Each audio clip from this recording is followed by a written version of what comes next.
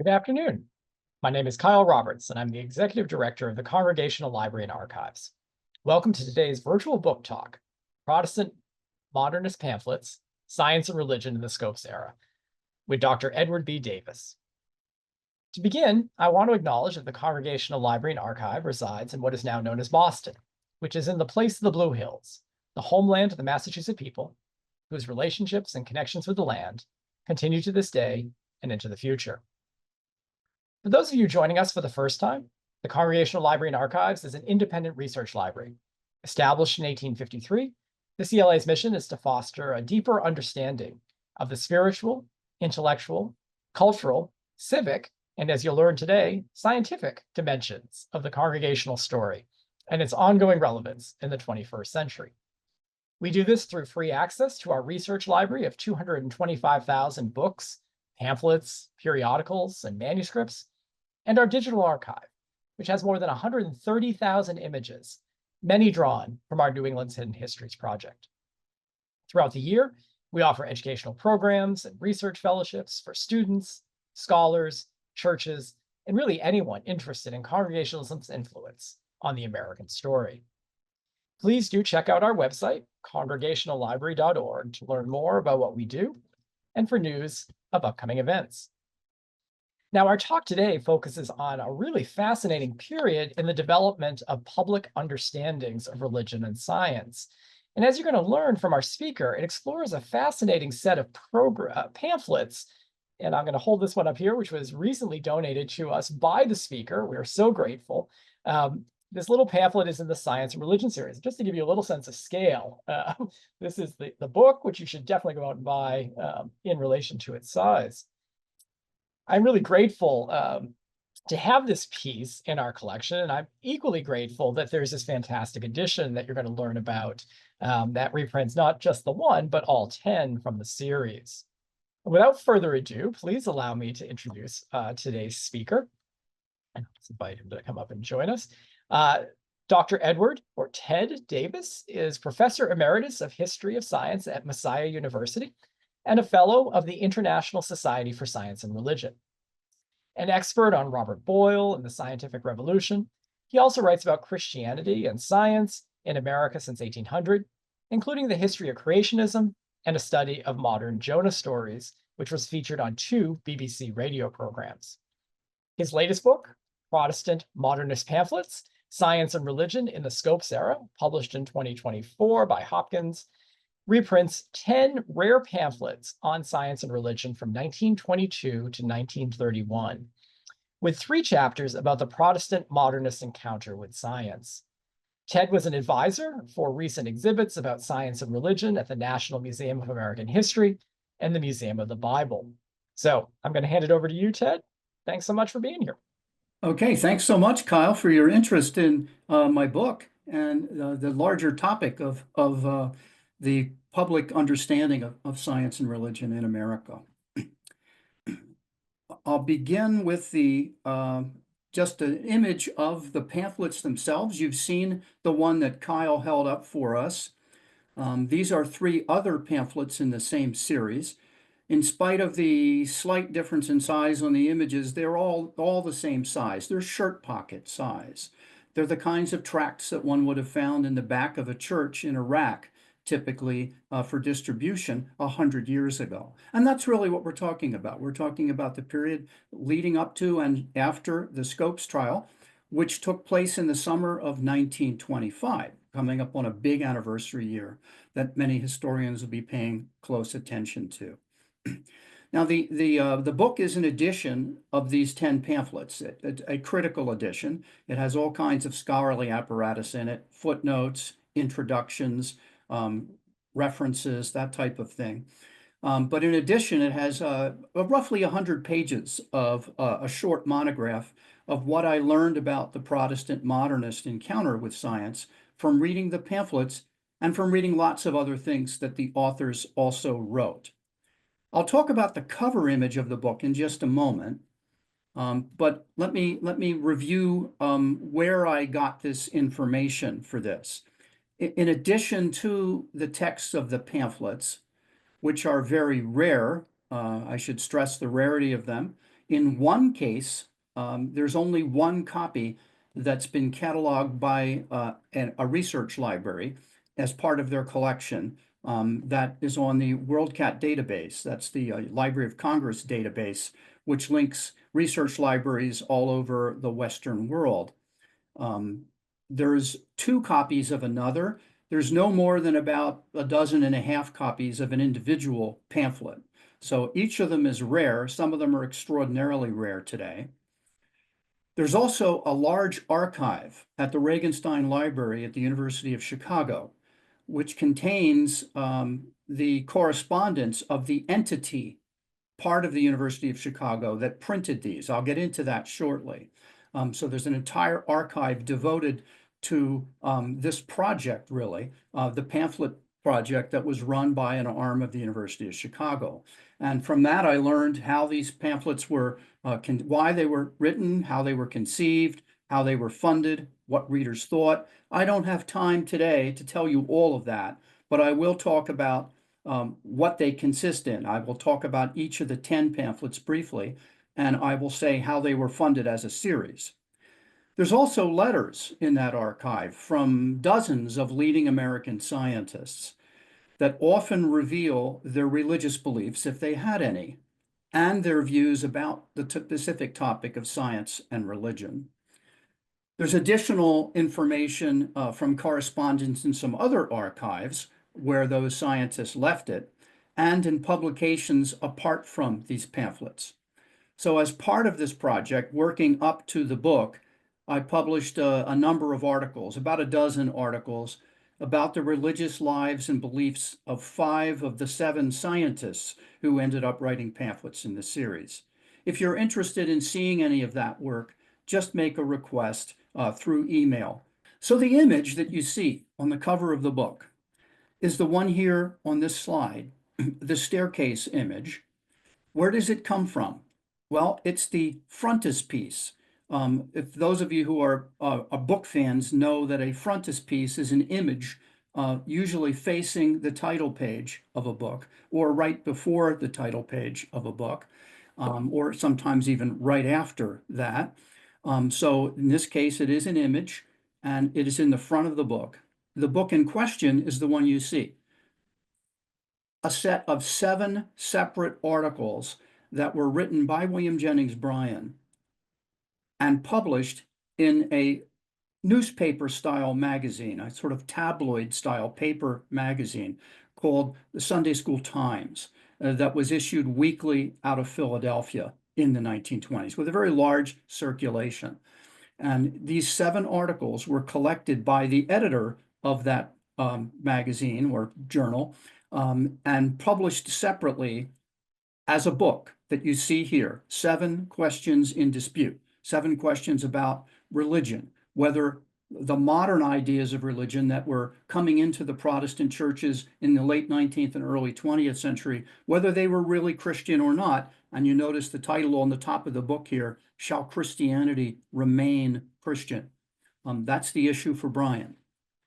Now, in Bryan's opinion, evolution, not other things, were the primary cause of religious modernism.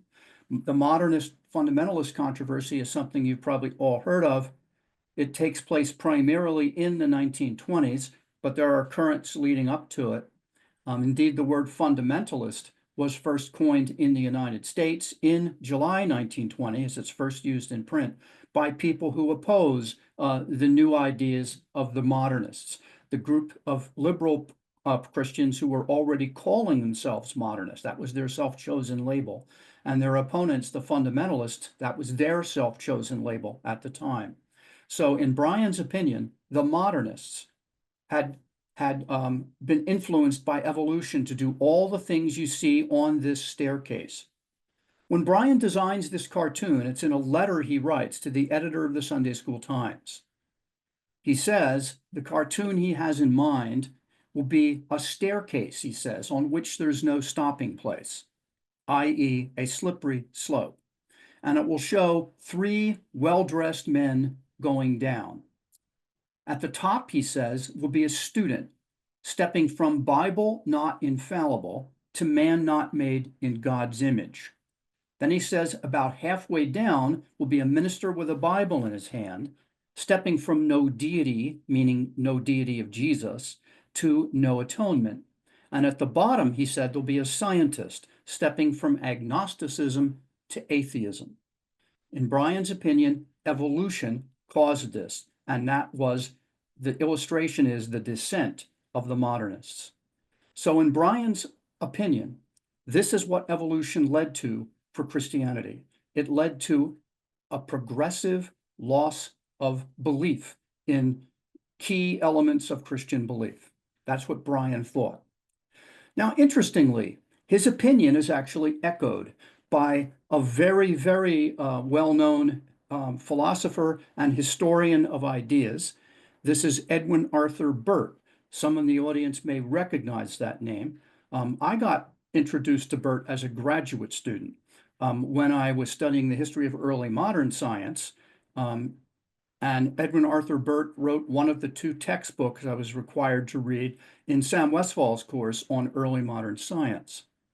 It was called The Metaphysical Foundations of Modern Physical Science. That's the title of that much more famous book.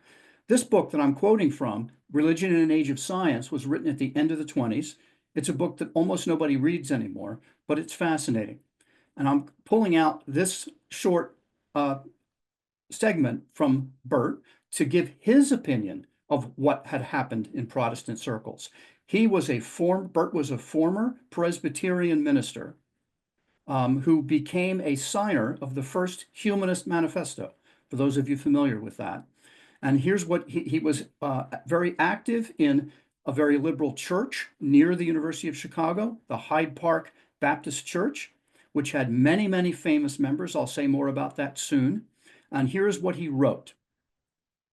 How much can I still believe is the question pathetically asked. He means by the modernists, basically.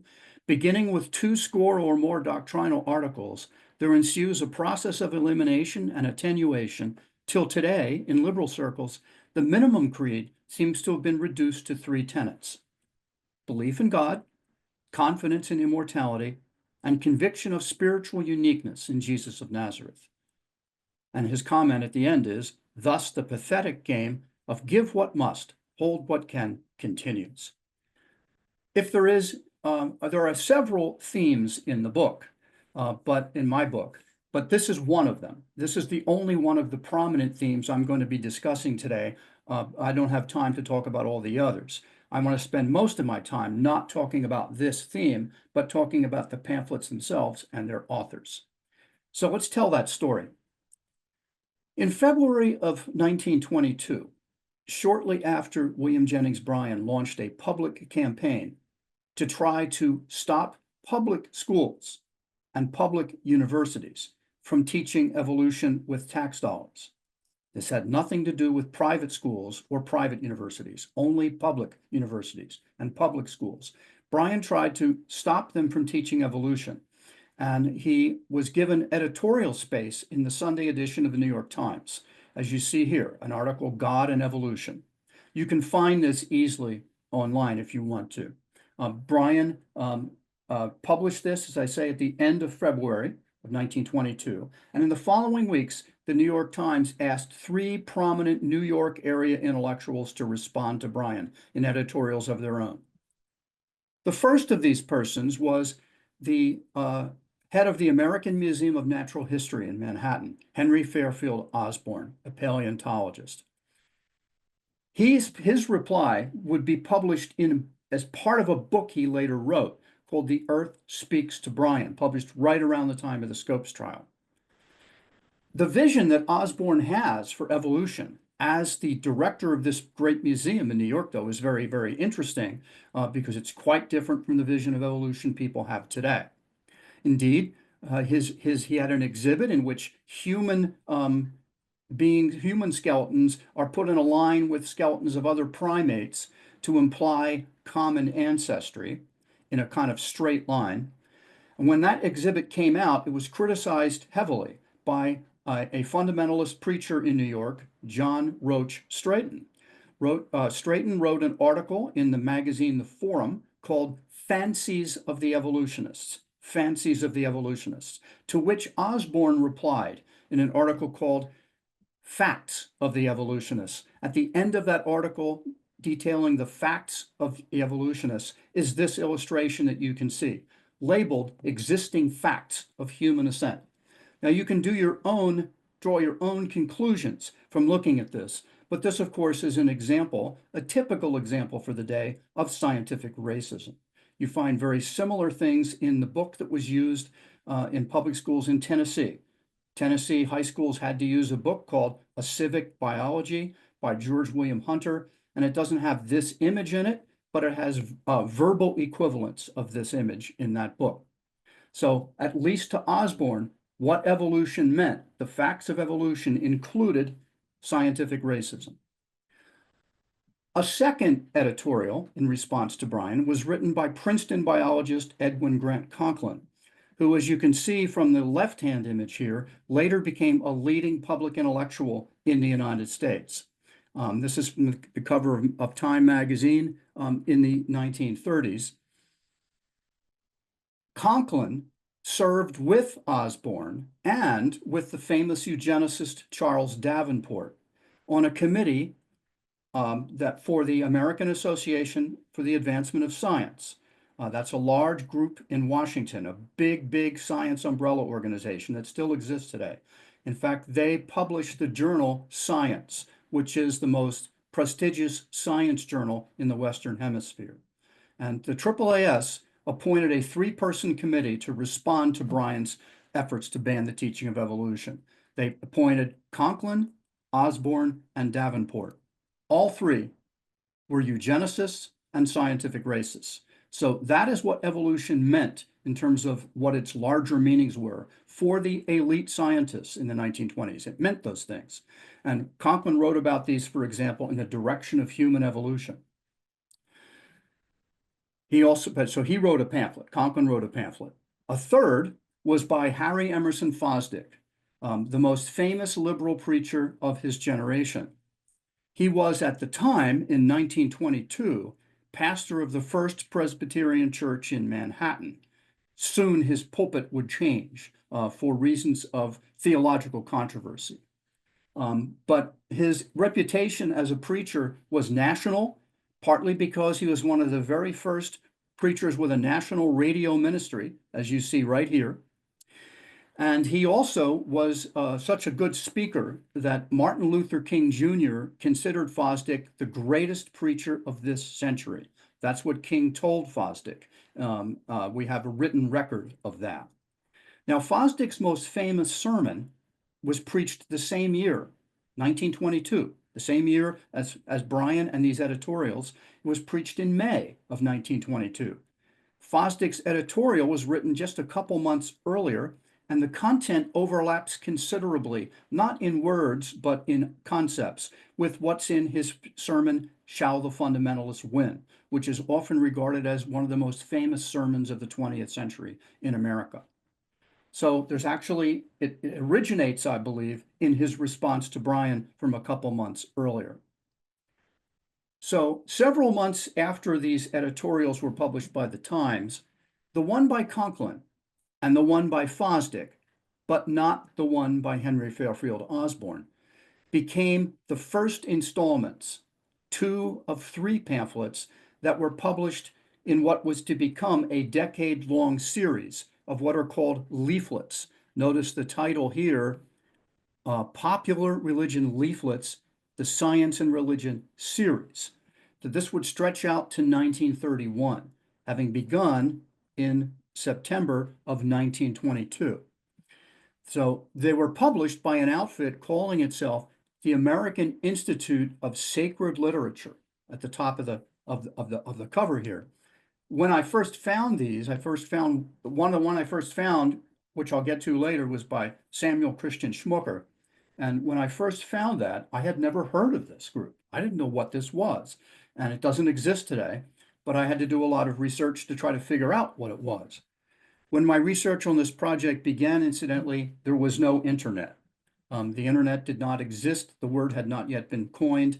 So I had to do a lot of this early work decades ago from print sources alone.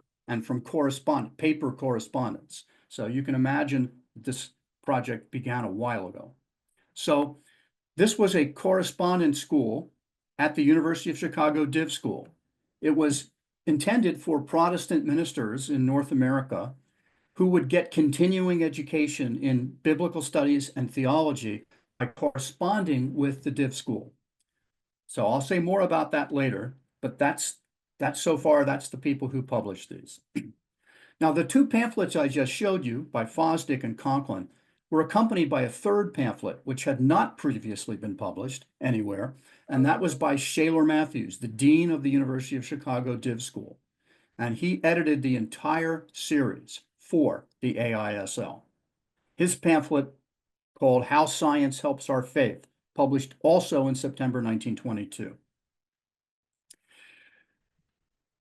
Now, a person behind the scenes who was very important for this project, but who did not write a pamphlet herself in this series, was the executive secretary of that AISL Institute. That was Georgia Chamberlain. She worked for Shaler Mathews in Chicago, it was really a universe of men at the Divinity School and in the intellectual world of the time for the most part. But she had a prominent role behind the scenes, but prominent. She exercised editorial judgment, helped pick the people who wrote these pamphlets, and one of the authors, at least, whom I'll mention later, Michael Pupin, was brought into the AISL fold from outside because of her initiatives. Even though she was in her own right a published author of books and pamphlets on biblical studies, she was not featured in the pamphlet series. Now, this AISL organization had started in the 19th century at the old Baptist seminary in Morgan Park area of Chicago. It had been started by a biblical scholar named William Rainey Harper. If you recognize that name, it's because he later becomes the first president of the University of Chicago. Harper begins this as this correspondence school, publishing Bible school courses like the one you see on the right for churches and pastors. He continues this work for decades. He ends up going to Chicago. And so when he goes to become the first president of Chicago, the AISL is central to its mission. So this is important work in the opinion of the president of the University of Chicago. So after these first three pamphlets, there are 7 more. And the next one, and most of these don't respond directly to Bryan, although Millikan will, the fourth, but they present more broadly modernist views on science, not just evolution. And the most famous scientific author wrote the fourth pamphlet. That was Caltech physicist Robert Millikan. He was the first famous president of Caltech, and he was a Nobel laureate who'd gone to Oberlin College, which of course has Congregationalist roots. His pamphlet was actually an address he gave at a church in LA first, and then published by Caltech under the title Science and Religion as a pamphlet, and then taken up by the AISL as a pamphlet in 1923. Millikan had also very famously been involved with a project to make a public statement about science and religion on behalf of leading scientists, leading educators, and leading political figures, including, among others, Herbert Hoover, who had not yet been elected president.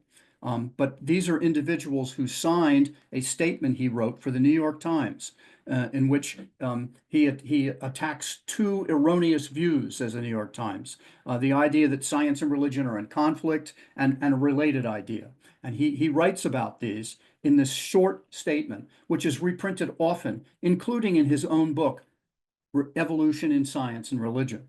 But this is a statement that gets wide attention in the 1920s. It's part of this larger project on the part of liberal Protestants to shape the image of science in America. The fifth pamphlet was written by another Congregationalist. Looks like I've got a typo here on Congregationalist. Sorry about that. And that's Edwin Frost. He was the director of Yerkes Observatory of the University of Chicago. That's located out in Williams Bay, Wisconsin, where he was very active in the local Congregationalist church. Interestingly, though, Frost was a unique person, perhaps, for his period of time. He was a blind astronomer.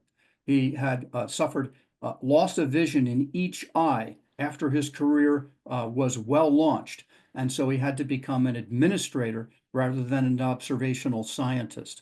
But he was quite important at the time. And he wrote a pamphlet called The Heavens Are Telling, the title, of course, taken from Haydn's oratorio, The Creation, which is a paraphrase of one of the Psalms. Conklin's former student, Edwin Grant Conklin's former student, Westchester State Normal School naturalist Samuel Christian Schmucker, is the only one of the authors whom no one has heard about today until recently, as I'll show you in the next slide. But Samuel Christian Schmucker was a Pennsylvania German family. He did not have much of a career as a researcher in science, although he had earned a doctorate and postdoctoral work at Penn. But he was famous for his popularizations of science. He really was, in many ways, the kind of Neil deGrasse Tyson of his day, even though he's dropped off of our landscape today. He wrote many, many books of national importance, including these two, The Study of Nature, which introduces people to nature study, the study of nature, and The Meaning of Evolution, which is published not only by Macmillan, but also by Chautauqua Press. It becomes a national Chautauqua text. And a second one of his books also becomes a national Chautauqua text. He's famous at Chautauqua for drawing enormous crowds. He draws the biggest crowds of any speakers. And they have former presidents, famous literary people, world-renowned people speaking at Chautauqua. He gets the biggest crowds for his slide-driven talks about nature. And his pamphlet is called Through Science to God. It's an argument from a kind of post-Darwinian natural theology based on sexual selection and beauty in nature. I said you haven't heard of him before. Well, maybe you have. If you have, it's because just a couple of years ago, Westchester University canceled him. The science building at Westchester was named for him in the 1960s, a couple decades after his death. But just a couple years ago, they took the name off because of the fact that he had been such a prominent writer about eugenics and had said things about disabled persons, and in some cases about minority persons, that students at Westchester found objectionable to such an extent they persuaded the Board of Trustees to take down his name. Another pamphlet was written by Michael Pupin, whose Serbian name, if I don't garble it too badly, was Mihailo Idvorski Pupin. But when he came to the United States, he started calling himself Mike Pupin. And the physics department at Columbia, the building that they're in, is named for Michael Pupin today. He was the most famous Serbian immigrant to the United States of his generation and was indeed instrumental in drawing the boundaries of Yugoslavia after World War I. He went with Wilson to the Paris peace talks. And here you see his Pulitzer Prize winning book, From Immigrant to Inventor, is right here. And that book and two other books he wrote were serialized chapter by chapter before they were published as books in Scribner's Magazine, such that during the 1920s, there were only two people who were published more often by Scribner's. One of them was Edith Wharton. The other one was a Presbyterian theologian, Henry Van Dyke. Michael Pupin was third in that category. So he's a household name among American readers. His pamphlet is called Creative Coordination. It was based on a commencement address he'd given at Lafayette College in Pennsylvania. But he's an exception to the whole pattern here. Pupin was neither a Protestant nor a modernist. He was a devout Serbian Orthodox believer, a traditional thinker theologically. And if I can read just this next sentence, which is a bit complex, but it summarizes work I've done on him elsewhere. I have to read this one because I want to get this right. He presented American audiences with a vision that was both theologically orthodox, small o, and subtly orthodox, capital O, stressing beauty and order in the universe as a manifestation of the transcendent divine word. through which all things were made. The same divine word, or logos, revealed most clearly in Christ. So if you recognize this as a statement of Orthodox theology, it's traditional Christian theology. Unlike the modernists who are writing the other pamphlets, Pupin was a traditional Christian. But he was also the president of the AAAS in 1925, the year of the Scopes trial. That may have been part of the reason he gets invited, although I can't document that. Then there's another pamphlet by Fosdick. This one comes from a sermon that was later published in Good Housekeeping magazine, Religion's Debt to Science. The 9th pamphlet had 3 authors, as you can see on the title page. The first author listed is Arthur Holly Compton, whom you see here on the left on the cover of Time magazine. Compton was the third American to receive the Nobel Prize for Physics. Millikan had been the second such person. And during World War II, he was Oppenheimer's boss in the Manhattan Project. I won't take time to tell you what's wrong with a scene about Einstein and Oppenheimer in the recent film about Oppenheimer, but that should have been Compton. Compton's not in the film, but he should have been the one instead of Einstein that was in that. But the other 2 authors were Shaler Mathews, the dean of the Divinity School, who wrote one of the first pamphlets, and Charles Gilkey. Charles Gilkey was in 1930 the first chaplain of what is now called Rockefeller Chapel at the University of Chicago.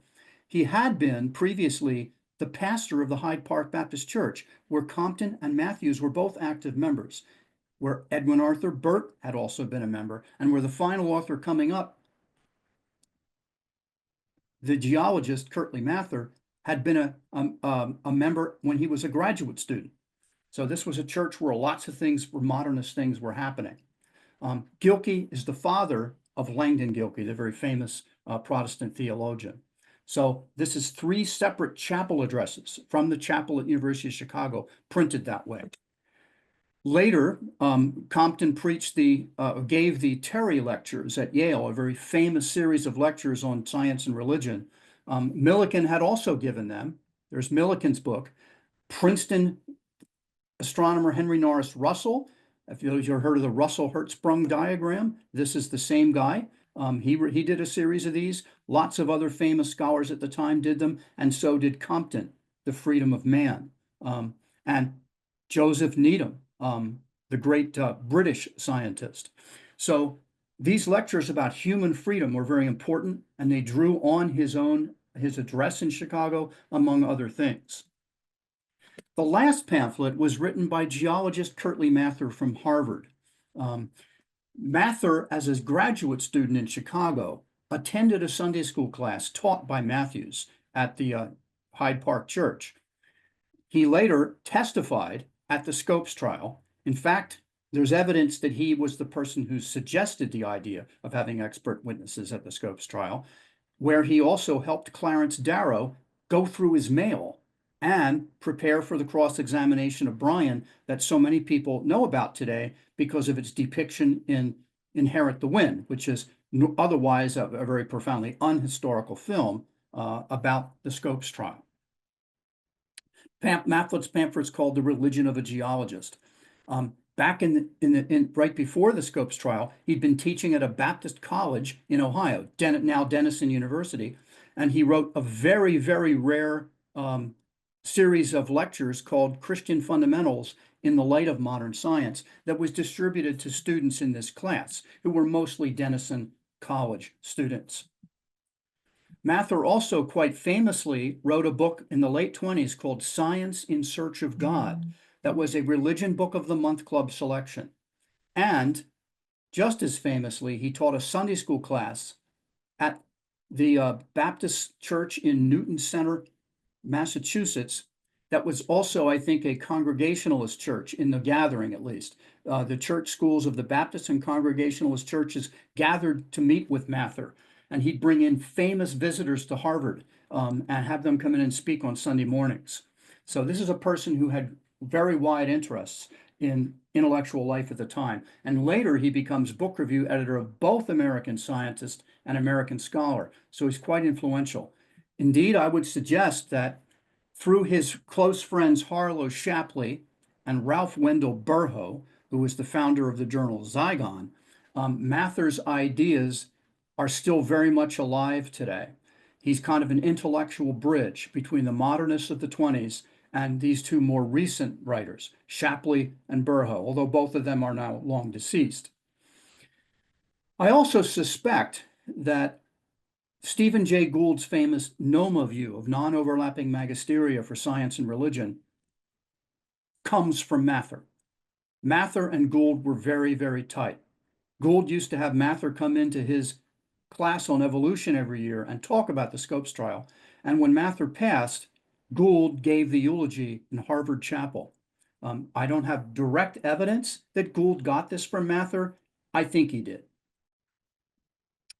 Now, to pay for this whole series of pamphlets, the AISL not only relied on their usual donors, but they solicited support, especially from the Rockefeller Foundation, who had indeed underwritten earlier projects of theirs, but from elite scientists who were specifically targeted. They sent mails specifically to elite scientists asking for financial support, and a lot of them responded. Now, how'd they pick these people? Well, that's an interesting story.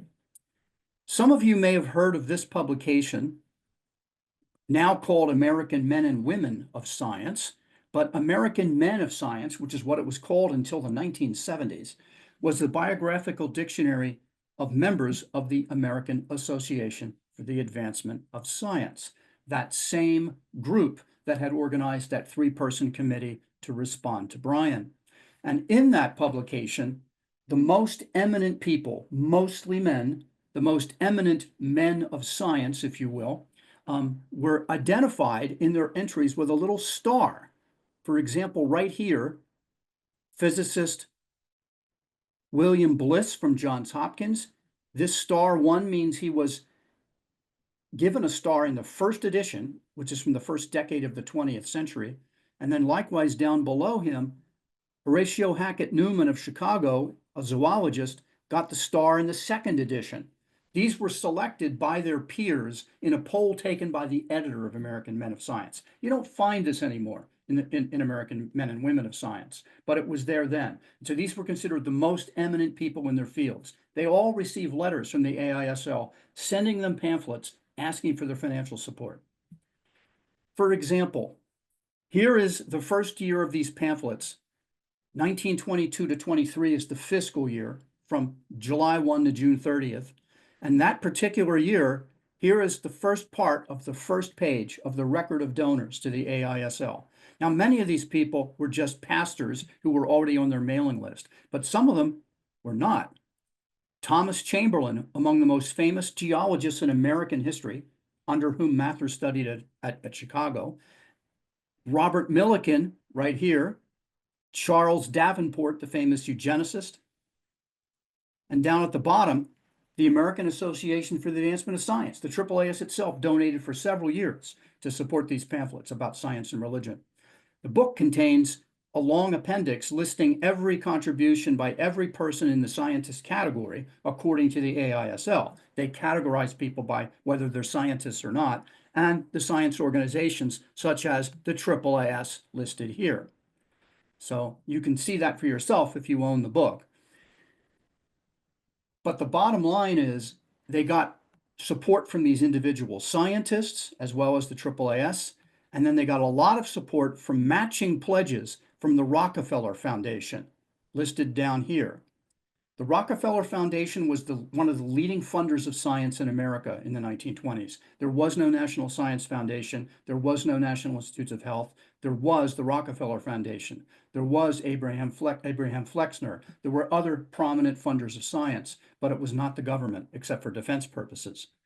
So another connection with the project, John David Rockefeller Jr. built Riverside Church for Fosdick, and Fosdick's brother, Raymond Fosdick, here on the left, was an influential board member of the Rockefeller Foundation, and in the 1930s, he became president of the Rockefeller Foundation. So there's this kind of incestuous relationship here. Now, the pamphlets were mailed very widely to 30,000 Protestant ministers, to every high school principal in America. There were about 25,000 of those. Every federal and state legislator, this is in the years leading up to the Scopes trial, to YMCAs on campuses and in cities. They were primarily student ministries, and other campus ministries at more than 40 American colleges, as well as universities in other countries. In fact, 4 pamphlets were translated into Chinese. Conklin gave Princeton students, individual students, copies of his pamphlet, that by Mathews, and the first of Fosdick's pamphlets. It is the ones published first in 1922. And he was a big fan of Fosdick's on the radio. But the most important collegiate story involves Dartmouth College. Dartmouth was the location of the very first required college course on evolution. It was taught by morphologist William Patton, and he used 3 pamphlets as required texts. I'll say no more about that. I'll wrap up just by making this one point about where I started. When I started, I quoted Bryan about that cartoon, the descent cartoon of the staircase, and I quoted Edwin Arthur Burt saying something quite similar about changes of beliefs among modernist Protestants and giving up one belief after another. Well, overall, as I found, the modernists, whether they were scientists or religious leaders, uncritically and enthusiastically accepted something that historians today call the conflict thesis of science and religion. This is often associated in the United States with the first president of Cornell, Andrew Dickson White, or with a famous NYU chemist, John William Draper. The ideas they put forth, especially in this giant 2-volume work from the end of the 19th century, whose title you can read for yourself, those works put forth the image of science as being held back forever by obscurantism in the guise of theology, that traditional Christian theology could have no relationship with science other than a counterproductive one. It could only hold back its progress. And they often describe theology as dogmatic, where dogmatic was meant as a pejorative adjective, along with the adjective medieval. That was also used as a pejorative at the turn of the century, and they often describe Christian theology as medieval. They describe Bryan's theology. For example, Fosdick and Conklin both describe Bryan's theology as medieval. This was a big deal at the turn of the century. This cartoon, right before the end of the 19th century, came from a magazine called Puck, P-U-C-K, published by a German immigrant called Udo Kepler, who drew this diagram, this cartoon, excuse me, showing liberal religionists over here under the banner Think or Be Damned, using the light of reason, if you will, to illuminate religious leaders in the darkness over here, Believe or Be Damned. These individuals are actually labeled. I'm not going to tell you who all of them are. I'm going to tell you just the one here at the Gatling gun is actually not even a liberal Christian. This is Felix Adler, the famous Jewish thinker who started the Ethical Culture Society, from which Robert Oppenheimer came. And here you have the barrel of the Gatling gun has history, archaeology, evolution, enlightenment, and geology. And the ammunition comes from rational religion, historical facts, and scientific facts. It was widespread belief among progressives at the turn of the century that traditional Christian beliefs were completely outmoded, had to be left in the past, and that progress was a different kind of religion going forward. And science was the key to this. So this is known as the conflict thesis. Today, historians understand this historically as bankrupt. This is not what the history of science and religion at all looks like, but it's what they believed at the turn of the century, and it's what the president of Cornell wrote about in that massive book. For example, Fosdick read White's massive book after his freshman year in college. He finished freshman year in 1896 at Colgate. The book came out in 1896. And Fosdick's autobiography says he found shocking facts about the way the assumed infallibility of Scripture had impeded research, deepened and prolonged obscurantism, fed the mania of persecution, and held up the progress of mankind. So Fosdick says that he himself rose in indignant revolt against the old stuff he'd been taught. Likewise, Conklin, Edwin Grant Conklin, the biologist at Princeton, in his spiritual autobiography, which he wrote for the great Jewish rabbi Louis Finkelstein of the Jewish Seminary in New York. He said that reading Draper and White showed the impossibility of harmonizing many traditional doctrines of theology with the demonstrations of modern science. This is the warfare view. And the pamphlets by Fosdick and Conklin have multiple passages based on erroneous information from White. Among historians today, White's notorious for being unreliable. There's stuff in White that is so misleading, it's almost beyond belief, both interpretations and actual supposed facts and supposed quotations. Finally, Shaler Mathews is influenced by this line of thinking as well. He said this in his autobiography: laboratory science did something more than lead to research. It undermined habits of thought and substituted the tentativeness of experiment for authoritative formulas, by which he meant the Orthodox Christian creeds. He again went on to say, scientific method had not touched religious thought. It was only when educational processes had ceased to be controlled by the study of classical literature and grew more contemporary that orthodox theology was felt to be incompatible with intellectual integrity.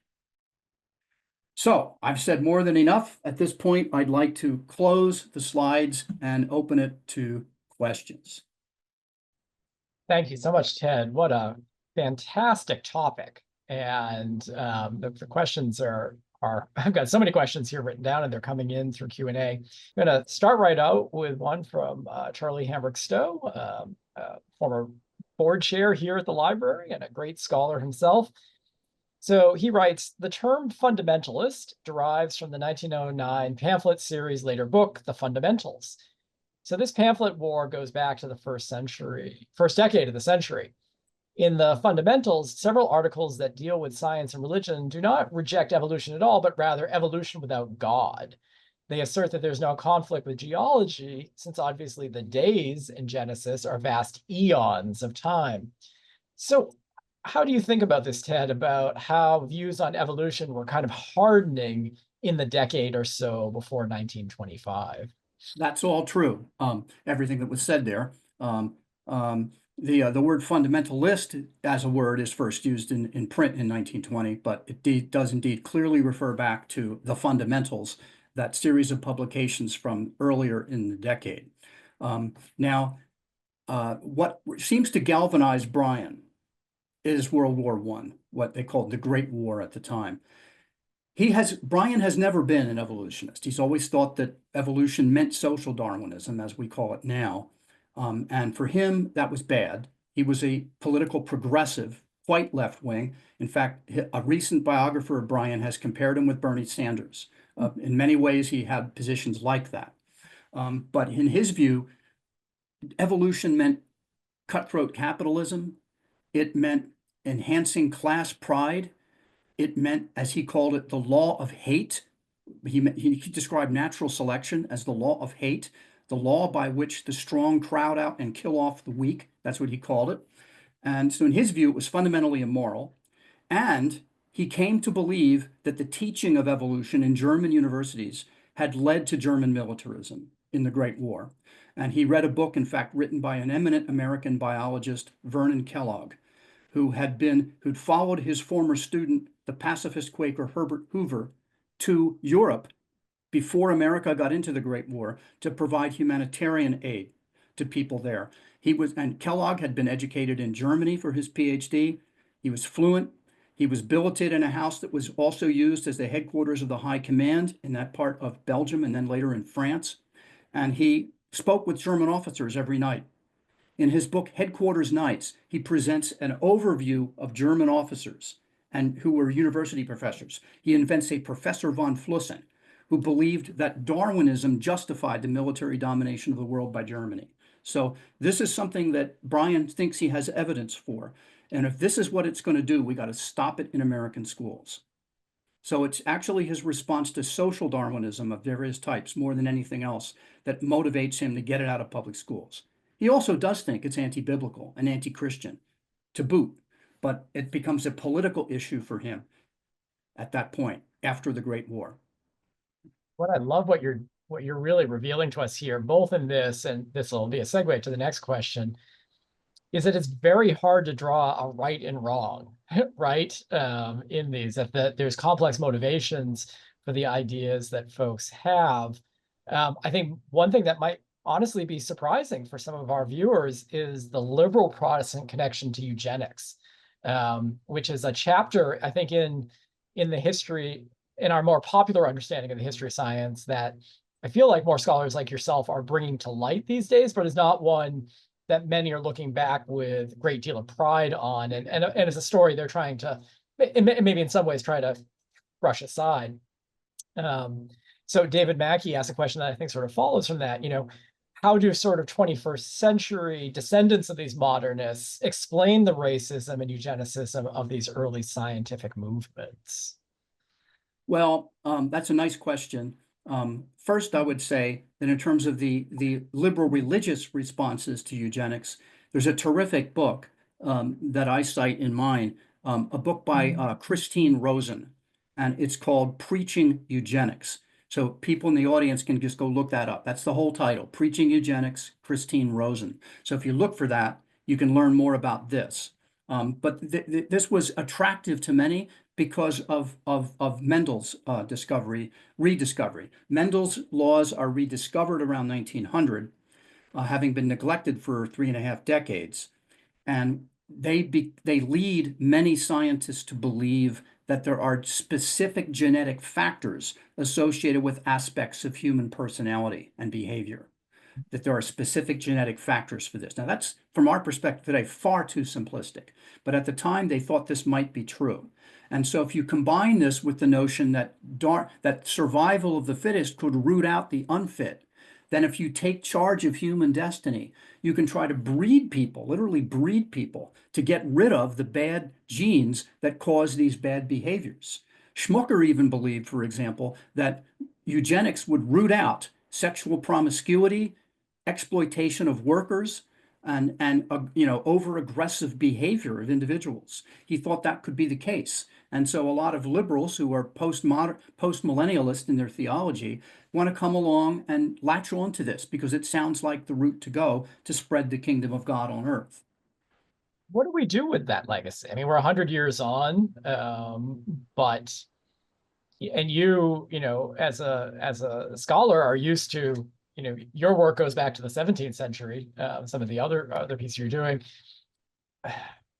How would somebody today who's interested in science and religion think about the arguments that have been made in the past and what we owe in the present day to maybe acknowledging them, if that makes sense? I'm not sure that's a great question, but well, I think this is similar to what do you do with all these monuments around the country in the United States, right? I don't have an easy answer for that. I mean, if we're going to name anything after any specific living individual or recently deceased individual, there's a decent chance that 150 years from now, people are going to want to unname it for one reason or another.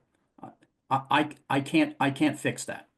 great question here from Don Nichols asking, is there any effort today to shine light on the questions that Fosdick was speaking about in his work? Well, I'm not sure if that means Fosdick's pamphlet or Fosdick's work more generally. But if it means just Fosdick's pamphlet, you can find the text of that online if you look for it. Not the pamphlet itself so much, but there's an HTML version of it at a university website, and you can read for yourself. It's actually pretty moderate. It's not nearly as modernist as his whole theology was. He doesn't get into those issues where the modernism would come out. He basically says the Bible's not a science book. And of course, that's been accepted by many Christians since the 17th century, since the time of Galileo and the conversations after that. That's not a radical claim 100 years ago. Nothing radical about that, saying the Bible's not a science book. Let me ask you two questions about survival. So the first question is, you gave us some pretty astounding numbers of these that have been published. Yeah. Why have so few survived? Because of the nature of the literature, I assume. Because academic libraries don't collect popular religious tracts. So I'm going to say, if any of you out there watching have copies of these in your collections, I know we would love to expand our collection. I guess the second question about survival would be, what is the afterlife of the arguments in these pamphlets? Are there strains of those arguments that still resonate today, or were they really of a moment? No, they're very much with us today, in my view. In fact, I would suggest, I don't go into this in depth in the book. I really sort of more point to it, but I've written about this elsewhere. But I think that to a significant degree, the contemporary conversation within, at least within Christian groups, about science and religion is still heavily influenced by the conflict thesis from the 19th century. Insofar as many will write that we have to give up these traditional beliefs because of science, whereas the whole history of science and religion doesn't look like that at all. This is an ideological program coming out of the 19th century, part of a liberal religious movement then, that Draper and White are simply participants in. But that even some of the most eminent names in modern 20th century science and religion still are in this warfare pattern, as opposed to some other pattern. But there are alternatives today, to that pattern. Let me give one recent example of someone who's deceased now, who was an exemplar of that modernist view. John Shelby Spong, the late Episcopalian Bishop of Newark. Isn't there a biblical text somewhere where can any good thing come out of Newark? Something like that. But anyway, there was, he argues that classical theism has to be completely abandoned if Christianity is to have any relevance in the modern world. Whereas a claim like that, of course, would puzzle someone like Francis Collins, who famously was converted from atheism as a graduate student in medicine into a kind of evangelical Christianity by reading C.S. Lewis and by conversations with a Methodist minister. Collins doesn't think that's the case, but Spong did. And so, that modernist view is kind of out there, still very much. What you don't find in the 1920s is someone like Collins. You don't find that in the 1920s. You don't find these eminent scientists who are making public professions of very traditional Christian beliefs. Whereas today there are dozens and dozens of such people like Collins. That wasn't true in the 1920s. So that's one big difference in the conversations. Well, I know we've kept you for 60 minutes here. Let me ask one final question, which I think is a fascinating one. If we were to go back 100 years, we're going to see literally tens of thousands of these, right? In churches and in schools. That's right. And on campuses. Was there a fundamentalist response? Was there a printing movement by, the followers of Bryan and others? That is another, might be the sequel to this work. No, not that I can find. There weren't these pamphlets were not widely cited by conservative Christian authors, including fundamentalists, because I just want to emphasize, not a lot of conservative Christians did not describe themselves as fundamentalists. Not even Bryan did. Bryan himself was seen as a leader by fundamentalists because he identified with their views on evolution, but he was not. He didn't identify himself as a fundamentalist. But in any case, you don't typically see these cited. There are some citations, but they're uncommon. But the ideas in these that were espoused by the authors of these pamphlets, both in the pamphlets and elsewhere, those ideas were very, very much engaged by conservative Protestant authors through that period. And then later on into the post-World War II period, when something called neo-evangelicalism appears right there in Boston with Harold John Ockengay at Park Street Church. Yeah, you find authors still engaging this dispute from the 20s, and people who are, but after World War II, you have with the GI Bill, and you have the enormous expansion of higher education. The higher education population doubles in about 5 years, and you have a lot of evangelicals included in that group. And so many of them become scientists, and they don't accept these views of Bryan. They move on from that to more modern views of evolution, but they maintain a lot of traditional Christian views as well. And so that's a kind of group that's sort of missing in the 20s. Well, I know I said that was my final question for you, but I just have to ask one more. So where do you go here? what's either the next project that you're working on, or what do you think is the next project that should be done to continue to bring this story to the forefront? Well, I have no more to say on this particular story. I don't want to write more about it. But my own future work, I've not yet completely decided what my next project will be. It might be to write a scholarly but semi-popular book about Christianity and the rise of science, going back 3 centuries from the 20th. So I'd be looking at primarily the so-called scientific revolution of the 16th and 17th centuries. That's where I had my original training before getting into American science and religion. Well, that sounds like a fantastic book. If you decide to go that route, and please, when you're in Boston next, come and visit us. Again, thank you so much for adding to our collection, but also just adding to our knowledge. I think this is a great study, and a lot of our audience is going to benefit from it. So thank you. Well, thanks again for the invitation, and thanks to the viewers for sticking in there.